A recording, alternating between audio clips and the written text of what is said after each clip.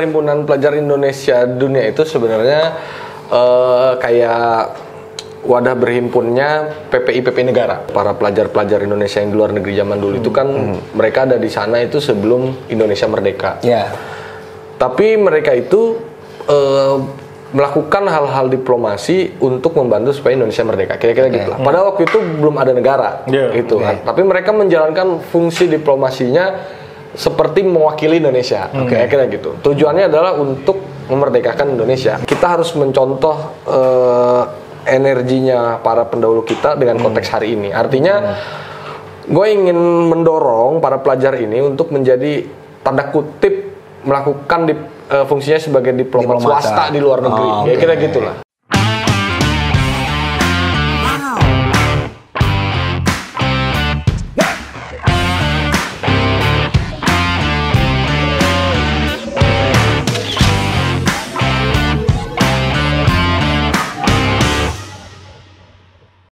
Balik lagi di channel Sekolah Politik dan Komunikasi Indonesia.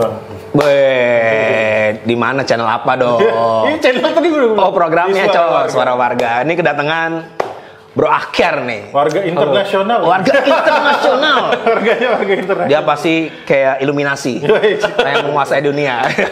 Tapi dia aktif sekarang jadi ketua PPI Dunia ya? Tapi bisa jelasin nggak PPI Dunia itu apa sih?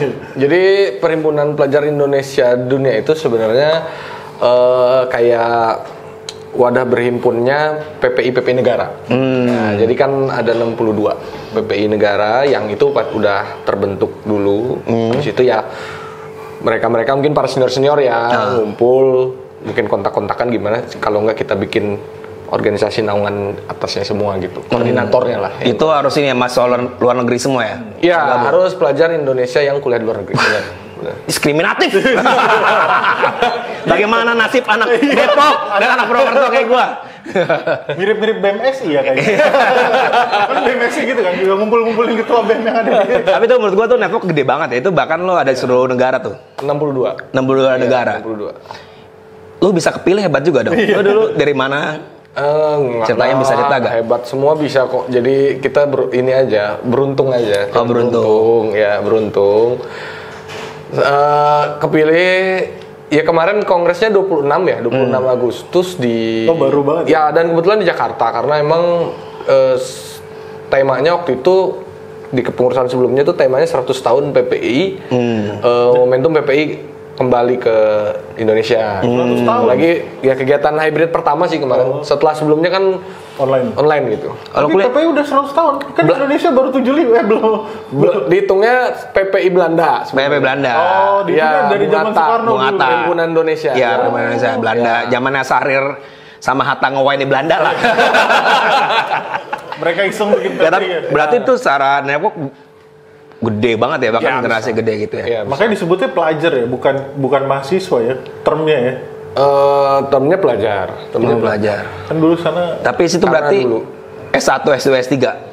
S1, S2, S3, benar. Oh, masuk ke situ ya. Terus aktivitasnya apa nih, Bro, sekarang?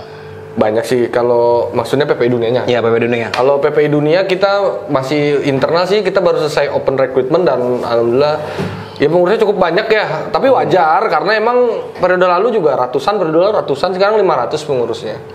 Iya, banyak. Sama kalau dihitung pelajar di Indonesia, nggak tahu lu ada datanya apa nggak? Pelajar di Indonesia sekarang nih yang di luar negeri itu ada berapa? Kalau data dari UNESCO Institute of Statistics yang aku tahu itu 53.406 kalau aku nggak salah. Sekitar 50 ribuan. Iya, 50 ribuan. Orang Indonesia kuliah di luar negeri. Benar, itu yang, orang Indonesia yang kuliah di luar negeri, benar. Kalau yang pakai duit rakyat yang mana tuh? Gua tahu lo. Tahu. Ya itu lebih banyak pribadi apa PDB apa? Kalau aku lihat sih beda-beda ya, tapi kayaknya rata-rata beasiswa ya. Kan beasiswa nggak cuman LPDP kan, terus beasiswa unggulan. Ya, ada chevening gitu-gitu ya. Banyak lah, dan banyak banget, justru banyak ada yang beasiswa kampusnya, ada beasiswa kota di luar negerinya, beasiswa provinsinya, itu kan juga. Jadi banyak. Gak semuanya tuduhan-tuduhan di Twitter gak sebenarnya. Kan kemarin sempat itu kan. LPDP. Iya, LPDP ya. Ya, ada sekitar 108 berapa orang yang katanya terlalu nyaman kayaknya di meninggalkan Indonesia. Tapi maksud gue kan lu punya pengalaman kuliah di luar negeri. Sebenarnya tuh pilihan pelajar buat balik ke Indonesia sebenarnya tinggi gak sih sebenarnya? Atau memang langsung kayak, kesana nih, langsung iya kesana. kayak asumsinya Langsung orang-orang kayak udah gue nyaman aja berkarir gitu di sana atau gimana? Gini sih sebenarnya, lagi-lagi itu tergantung negaranya ya. Kalau yang di Eropa, Australia, Amerika gitu ya, di situ kan dia kuliah bisa sambil kerja.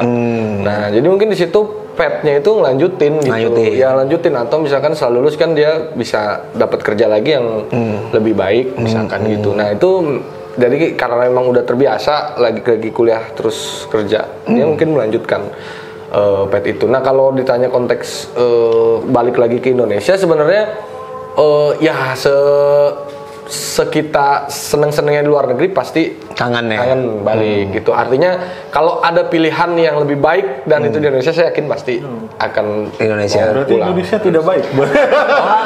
Anda jangan framing gitu dong. Kalau aku bilang kalau ada yang lebih baik gitu dari pilihan-pilihan mereka. Dan aku lihat sih itu udah mulai disiapin ya, kayak kemarin kan kita di waktu kita kongres itu kan Pak Nadiem Mendikbud kan sempat ngisi ya. Jadi beliau bercerita lah soal kedai rekanya itu, yang itu juga ternyata kemarin saya ketemu sama Prof Arief, sama yang buat kedai reka itu Mas Adit. Mas Adit ini wakil rektor UNU Yogyakarta. Beliau juga stafnya di Pak Pratikno ya. Ya. Dan ternyata beliau ini juga foundernya PPI Dunia zaman dulu. Nah, dia akhirnya dengan kedai rekanya itu menurutku udah jauh lebih baik sih kayaknya gitu. Kayak karena dengan itu kan yang dari dulu kita digaung-gaungkan link and match itu menurutku udah lebih konkret dengan adanya kedai reka itu. Artinya lu udah bikin lebih banyak terserap ya potensi para peneliti misalnya yang kita di luar negeri, misalkan passionnya emang riset, nah itu kan dengan kedai reka bisa kesambung. Atau misalkan yang memang punya keahlian spesial, katakanlah teknik, tapi tekniknya yang apa misalkan gitu, dengan kedai reka bisa keserap. Artinya itu kayak biro jodoh kan kalau Pak Nadiem sering ngomong. Artinya menurut gua sih udah jauh lebih baik lah. Sekarang ya? Sekarang itu udah jauh lebih baik sih. Iya, tapi maksud gue nggak tahu sih ini mungkin jadi isunya PPI nggak sih akhirnya dari tahun ke tahun, bahwa yang memang apa ya, diaspora Indonesia tuh banyak yang nggak mau kembali ke negaranya. Apakah sebenarnya kesempatan di sininya? Tadi kalau gue nangkep dengan adanya kedai reka kan berarti link and match kan. Berarti kan kesempatan di sini ternyata nggak banyak yang match dong. Betul. Ya, apakah itu isu utamanya atau karena sebenarnya emang apa ya, emang pengen keluarnya dari Indonesia gitu. Jadi kalau LPDP buat sarana untuk keluar buat kembali. Soalnya di Twitter banyak kan yang bilang, aduh gua benci banget sama negara ini, pengen keluar gitu kan, misalnya kayak gitu. Iya, karena ada berapa istilah pendidikan tuh bukan ngajarin pulang, tapi ngajarin pergi, Pak. Kayak orang kampung kuliah di kota, gak balik ke Korea. Ada orang kota keluar negeri gitu kan. Ini konteks lebih besar. Iya, lebih besar gitu. Kalau gue sih lebih sepakat ya yang pertama tadi sih. Sebenarnya apa ya, kesempatannya itu harus makin banyak dibuka menurut saya sih. Apa ya, jalurnya itu harus makin banyak dibuka. Udah buka ya? Iya. Ya karena gue juga sebenarnya salah satu orang yang sepakat diaspora itu nggak harus balik ke Indonesia sebenarnya gue. Tuh. Jadi ada beberapa perspektif, ya udah kalau emang udah bisa berkarya di luar ya keluar aja. Mungkin ada sewaktu-waktu kita bisa dengan kemudahan teknologi bisa saling berkomunikasi, saling transfer teknologi dan semacamnya itu sih. Coba jadi Anda jangan berprasangka pada mahasiswa Indonesia Anda ini. Gue termasuk yang setuju sebenarnya. Oh iya. Asal masih ngirim duit ke saudara atau orang tua. Kan nggak beda jauh sama TKW sebenarnya kan, kalau TKI kan. Dikasih link devisa loh itu. Selama masih jadi pahlawan devisa nggak apa-apa gitu. Asal jangan buat keliling-keliling dunia lagi aja duitnya. Gitu. Gue mau masuk ke konteks bentar lagi 2024 nih ya. Langsung ke situ tuh. Iya, langsung ke situ. Jujur gue belum pernah merasakan suasana bagaimana berpolitik di luar negeri ketika pemilu gitu. Mungkin lo punya cerita atau punya pengalaman mungkin gimana sih sebenarnya kalau teman-teman pelajar di luar negeri itu ketika ada konteks politik di Indonesia, apakah mereka aware, coba terlibat, atau mereka bodoh amat? Apa ternyata di sana juga terjadi polarisasi juga kayak gitu? Oke. Kalau Jujur, gue juga belum gue baru datang ke luar negeri itu 2019. Setelah selesai. Jadi lu malah ngalaminnya yang di sini ya. Tapi itu nggak menutup kemungkinan, nggak menutup gue bahwasannya ya kemarin kita ngobrol lah sama teman-teman, khususnya waktu teman-teman masih di Indonesia ya. Jadi ternyata teman-teman itu sangat antusias sekali terhadap penyelenggaraan pemilu. Bahkan teman-teman itu sudah terbiasa dan sudah banyak yang pernah jadi KPPSLN KPPSLN-nya ya, tapi nah PPLN-nya ini mereka banyak yang belum pernah nyampe ke PPLN itu. Ini gue sampaikan juga ya, mungkin mereka pengalaman sih, kayak misal teman-teman kemarin yang saya ajak ngobrol yang di Afrika itu, kayak misalkan KPPSLN dia harus datang ke pelosok, ke gunung, ke goa misalkan, untuk ibaratnya gitulah, untuk sosialisasi ataupun indikan suara rakyat Indonesia yang ada di sana. Nah, untuk step sekarang mereka tuh antusias banget, pengen terlibat lagi dalam hal penyelenggaraan dan pengawasan gitu. Nah, tapi mereka berharap sih bisa naik jadi PPLN-nya gitu. Cuman di situ kadang kompetisinya sama ya staff-staff di KBRI juga pengen mau juga gitu. Ya mungkin ini bisa disampaikan. Gitu. Dengarkan KPU. Biarin lah, tapi jangan dibayar ya kan, udah dibayarin beasiswa. Yang dapat beasiswa di urusan lain. Berarti sebenarnya ada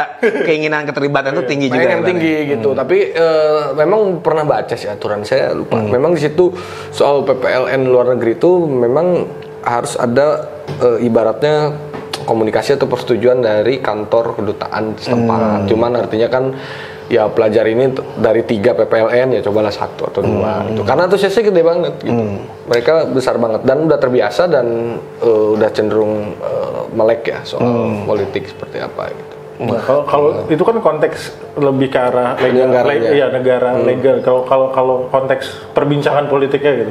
Ya kalau di sini kan obrolan warung kopinya kan, ya, kalau di sana obrolan apa nih? Obrolan di bawah menara Eiffel gitu. Itu kayak apa tuh obrolannya? Masa di ya konteks para pelajar di Indonesia melihat konteks politik Indonesia itu kayak apa sih? Kalau ngelihat sih teman-teman ya dari obrolan-obrolan mereka sangat tinggi ya, sangat aware gitu terhadap kondisi-kondisi yang di Indonesia, dan mereka selalu ngikutin kok gitu perkembangan-perkembangan di sini ya di Indonesia. Terus nggak jarang juga teman-teman PPI itu kan saya sering setiap Senin tuh saya tuh selalu share kegiatan-kegiatan mereka di medsos pribadi. Saya selalu lihat kegiatan-kegiatan. Padahal banyak kok teman-teman yang bicara soal konteks kebangsaan, kenegaraan, bahkan topik khusus tertentu gitu. Di Indonesia mereka bicarain di sana. Mungkin dari perspektifnya seperti apa, dia undang juga dosen luar negeri yang di sana. Itu sih. Kalau soal pemilu politik praktisnya saya lihat belum lah. Belum muncul ya. Belum. Ya apalagi lo orang ketua PPI ya. Pasti ada orang partai deketin lo lah ya. Udah ada. Jangan gitu. Ini masih jadi baru loh. Masih baru, jangan. Tapi terbuka kok kayaknya. Kan nggak ada larangan kan, kalau itu kan nggak ada lah kan sipil bro, boleh aja. Boleh aja kan, selama ini harusnya fair. Apaan gitu. Tapi maksud gue menarik sih, maksud gue gini loh. Itu berarti konteksnya sebenarnya mereka makin mengikuti dan sebenarnya pengen berpartisipasi secara ini ya, maksudnya secara legal gitu dalam konteks pemilu.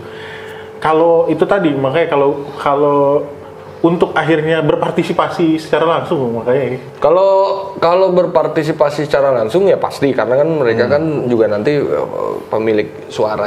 Betul. Pemilik suara. Cuman yang satu hal yang gua bahagia itu adalah mereka itu juga jengah dengan yang namanya terbelah polarisasi. Itu yang gue sangat bahagia gitu. Bahkan kemarin gue banyak ngopi sama teman-teman Afrika Timur Tengah. Itu mereka tuh sangat gak mau gitu. Indonesia tuh tidak polarisasi. Karena mereka merasakan gimana tinggal di negara yang sedang berkonflik. Benar. Ya kayak temen gue misalkan di Yaman misalkan ya dia Rois Suriah PCINU Yaman masih muda, termasuk dia juga dulu ketua PPI Yaman. Dan di Yaman itu kan nggak ada kedutaan, ikut ke Oman. Bahkan dia juga sekaligus ketua Satgas Perlindungan WNI. Jadi dia bisa cerita banyak hal. Dia udah 10 tahun di Yaman. Dia cerita bahwasannya ya negara yang berkonflik secara nyata fisik segala macam tuh nggak enak, sangat-sangat nggak enak. Makanya dia cara alam berpikir yang teman-teman pelajar luar negeri itu sangat tidak menginginkan polarisasi itu. Satu hal itu yang gua seneng gitu. Gua mau bahas peran lo sebagai ketua PPI baru nih. Kira-kira tuh step ke depan apa sih yang bakal lo lakuin gitu, men? Ya, jadi kalau gua nilai sih sebenarnya gini, kita bicara dulu contoh dari para pendahulu kita. Kan kalau kita mau lihat misalkan zaman dulu Bung Hatta ataukah misalkan siapa namanya, dan juga para pelajar-pelajar Indonesia yang di luar negeri zaman dulu itu kan mereka ada di sana itu sebelum Indonesia merdeka. Tapi mereka itu melakukan hal-hal diplomasi untuk membantu supaya Indonesia merdeka. Kira-kira gitu lah. Padahal waktu itu belum ada negara, gitu kan. Tapi mereka menjalankan fungsi diplomasinya seperti mewakili Indonesia. Kira-kira gitu. Tujuannya adalah untuk memerdekakan Indonesia. Nah, itu kan dulu. Artinya semangatnya adalah fight against, berjuang untuk melawan penjajahan. Kalau sekarang kan semangat fight for itu, artinya konteks sekarang itu ya kita harus mencontoh energinya para pendahulu kita dengan konteks hari ini. Artinya gue ingin mendorong para pelajar ini untuk menjadi tanda kutip melakukan fungsinya sebagai diplomat swasta di luar negeri. Kira-kira gitulah. Artinya sederhana, di luar negeri yang lu lihat peluangnya apa, tantangannya apa, dan gimana itu bisa membawa keuntungan bagi bangsa Indonesia. Nah itu aja dulu sebenarnya kerangkanya. Nah turunan-turunannya banyak sebenarnya, kayak misal kita mau terlibat di soal ekspor perdagangan itu dengan 62 PPI negara dan juga atas perdagangan yang juga banyak dan belum ITPC-nya ya. Itu saya pikir sangat berpotensi kalau pelajar itu bantu ningkatin ekspor di luar negeri gitu. Terus yang kedua soal pariwisata misalkan. Bang Sandi itu menteri yang paling rajin datang ke acara PPI.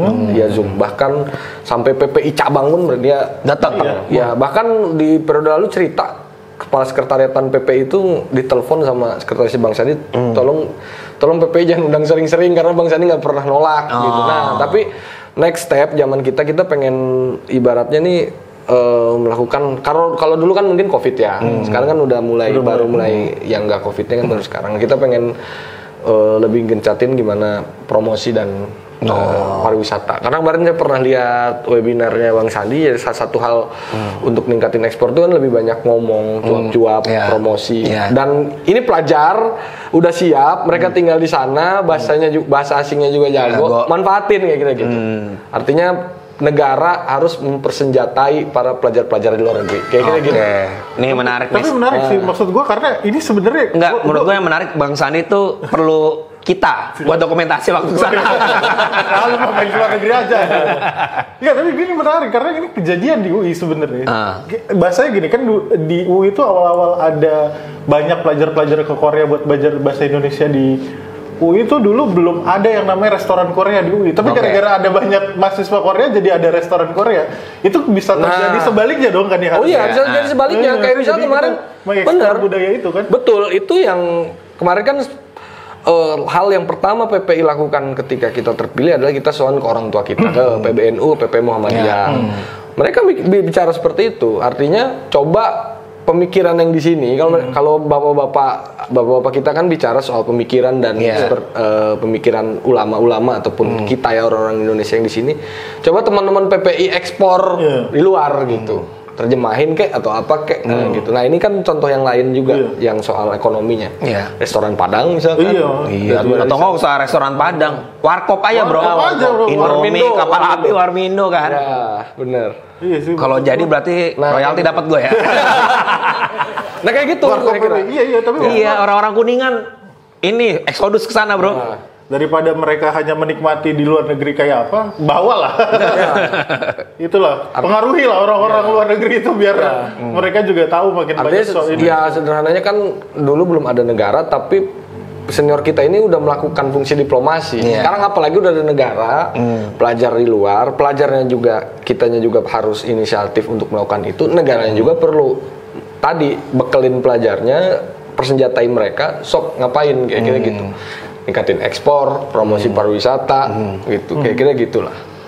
Ya, gue yakin kan Indonesia juga jadi sorotan dunia juga ya. Maksudnya baik di sektor ekonomi maupun politik gitu. Dan sebentar lagi kita mau G20. Bulan depan ya. Bulan ini makan. Iya, bulan ini. Anda yang nggak diundang? Enggak. Saya datang. Udah tahu kan kelasnya berarti ya. Saya juga undang, Anda tidak. Oh, berangkat? Berangkat, Mas. Oh, hebat. Kapan? 15, 16, 17. Sombong banget. Nontonnya dari sini. Nggak, tapi gue mau lihat sebenarnya dari sisi pelajar dunia gitu yang diplomasi, G20 itu sebenarnya menguntungkan apa enggak sih buat Indonesia? Oh, menurut kita, menurut lo gitu? Menurut gue menguntungkan banget. Dengan adanya G20, Indonesia bisa bisa membawa keuntungan yang maksimal di situ. Contoh misalkan energi transisi, misalnya salah satu temanya kan gitu. Artinya kan konteks soal kita menjadi energi baru terbarukan yang 2035 atau 2040 itu kan harus terjadi nanti. Nah, dengan posisi G20 itu kan artinya poinnya adalah lu negara-negara maju yang udah punya teknologi yang baik, yang bagus soal energi transisi. Kalau memang kita mau 2035 2040 itu targetnya, ya bantu dong kita, kira-kira gitu. Nah, Indonesia kan bisa menjadikan forum itu untuk mendorong dan bicarakan itu. Ibaratnya Indonesia ngomong gitu untuk ke semua negara, bantu seperti itu, tapi Indonesia juga dapat. Kira-kira gitulah. Artinya itu penting banget sih dan sangat-sangat menguntungkan buat Indonesia. No dengerin rakyat jelata. Bodoh. Gak ada urusan. Gak mau ke G20 gue, gak mau.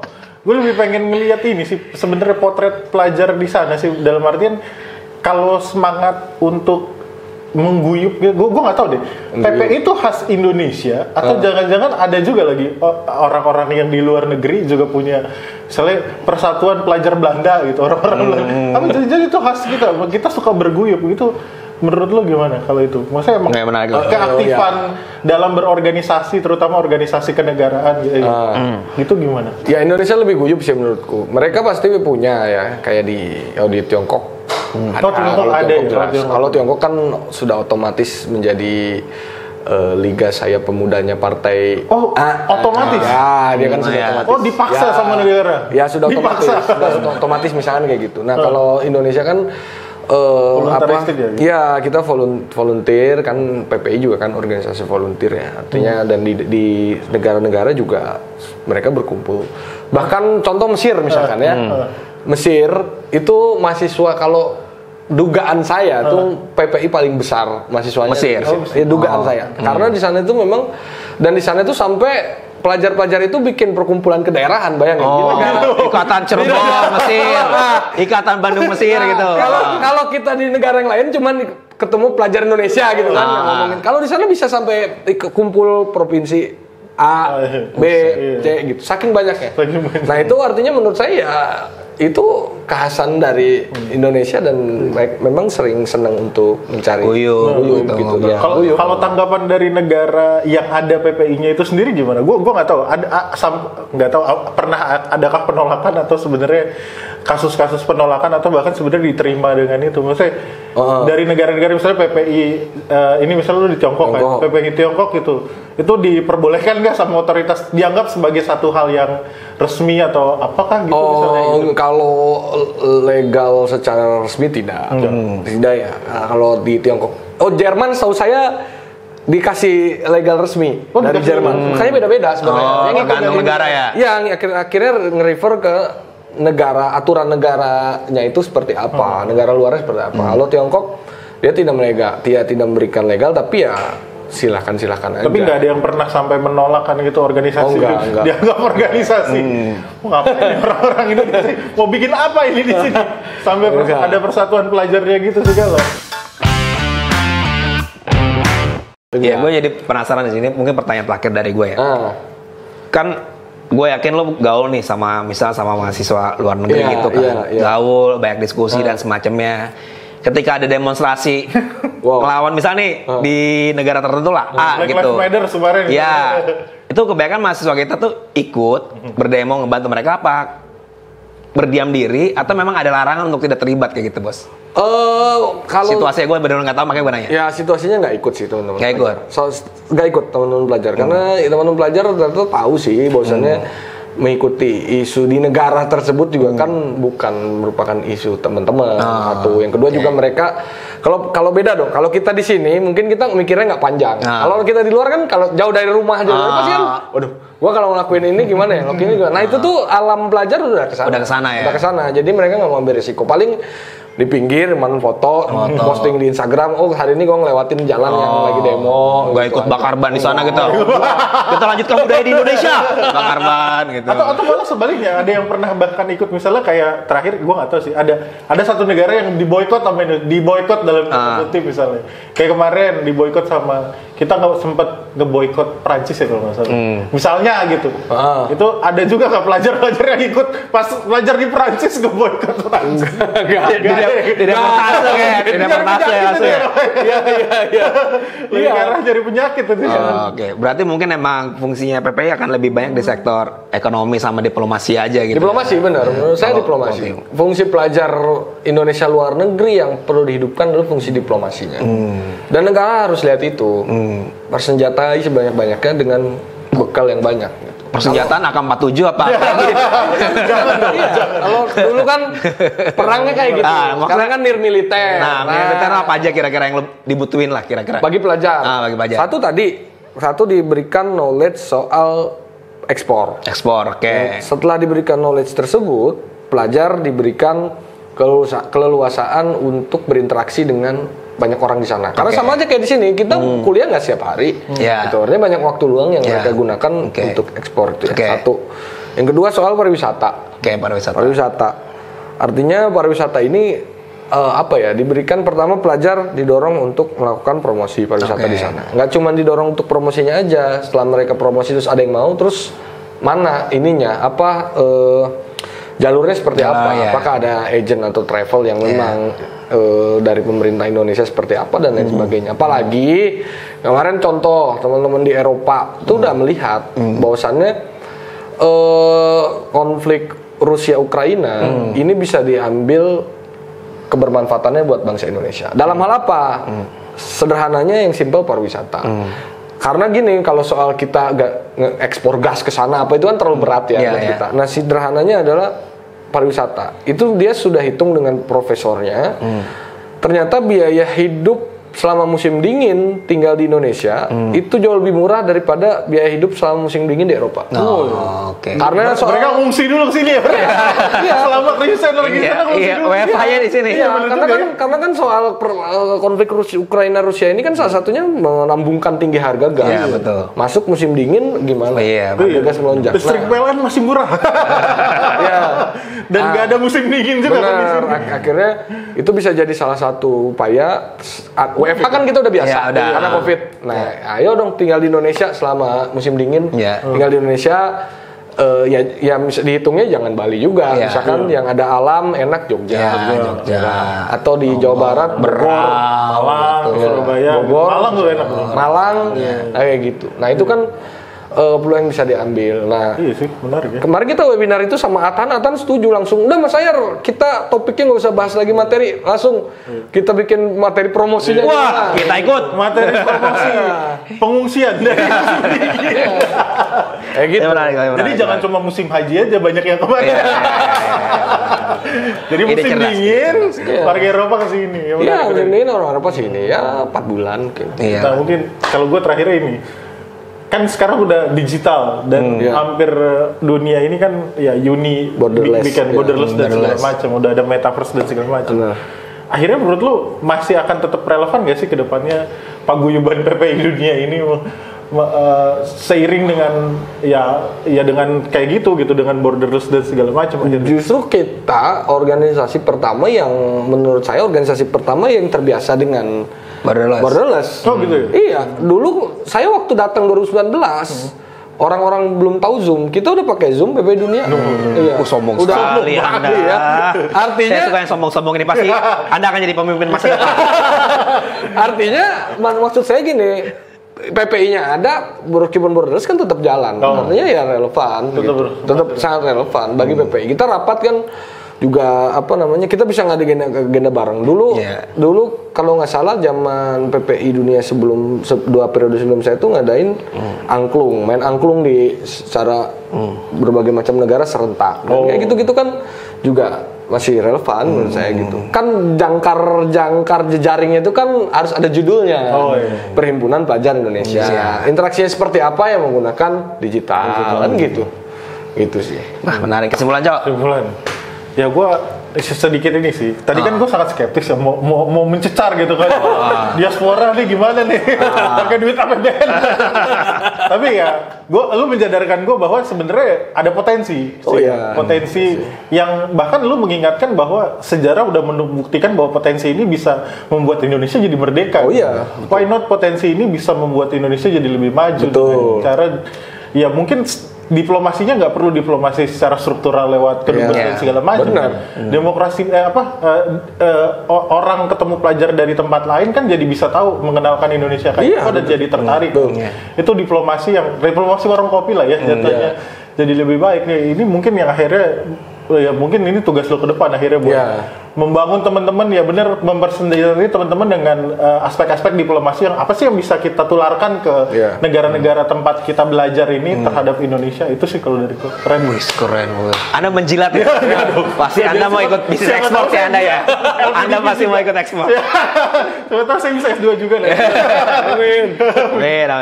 Pertama gue seneng yang akhir maksudnya semoga ada semangat baru selepas kita mau rebound dari COVID dengan pemulihan ekonomi dalam skala global. Karena menurut gue percaya juga sih daripada teman-teman di pelajar soalnya cuma foto selfie buat bikin cemburu orang Indonesia. Anda jalan-jalan dulu, Anda kapan belajarnya Anda? Ya kan? Ke Eropa pasti pertama kali pelajar Indonesia ke Eropa, foto keliling Eropa langsung dulu gitu kan. Maksudnya daripada Anda bikin iri, lebih baik potensi bisnis di Indonesia bisa ke sana kan. Ya kayak misalnya tadi lucu-lucuan, ya buka warkopan lah, lo Indomie Indonesia. Gudang garam Indonesia, Nutrisari Indonesia, rokok banyak kan maksud gue itu pasti gue bayangin kalau itu akan mengalahkan McDonald Pak, warga kayak gitu kan, dan bisa dapat sponsor, ntar kita bisa bangun proposal barang ya. Anda tidak diangkat, ya itu menurut gue visi itu bagus sih, maksudnya pariwisata dan bisnisnya jadi penting dan yang terakhir gue ngeliat sih sebenarnya dengan kemudahan teknologi sekarang ya, maksudnya baik di teknologi transportasi, teknologi komunikasi, apa yang lo perjuangan nanti sih akan lebih mudah. Dan ini tinggal pemerintahnya percaya gak nih sama anak-anak muda di sana kan, maksudnya kalau diaturnya dengan birokratis, hierarki yang tinggi itu nggak bakal jadi karena beberapa kali gue lihat bisnis yang cenderung holakrasi tuh egaliter itu bisa tumbuh. Ya semoga dengan adanya Akyar proposal kita tembus ya Bang Jerry. Tapi ada satu lagi bro, gue mau ngomong. Apa? Lu tuh mirip Bang Fajri bro, makanya Fajri PBHM nih. Mirip makanya. Iya nggak sih? Penting banget itu terakhir. Gak ada penting. Sama yang ketiga gue abis ini gue mau nanya. Mana ada nggak deh Bang Fajri? Tinggal kita panggil tuh. Ada. Oh nggak ada. Sama yang terakhir gue penasaran cowok, tapi dijawab abis ditutup aja. Kalau buka micet di sono, dapatnya mana? Iya kami chat ya kan. Dapetnya orang mana gitu kan. Ya sampai ketemu lagi teman-teman di Warga Sepat. Thank you. Sorry, follow Akyar di mana nih? IG lo?